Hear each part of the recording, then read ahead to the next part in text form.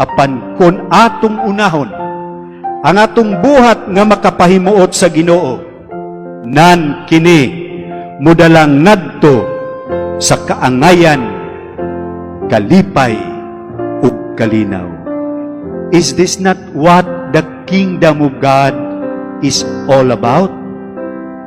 That the kingdom of God is not a matter of what we eat or what we drink, but of living a life of righteousness, peace, and joy in the Holy Spirit.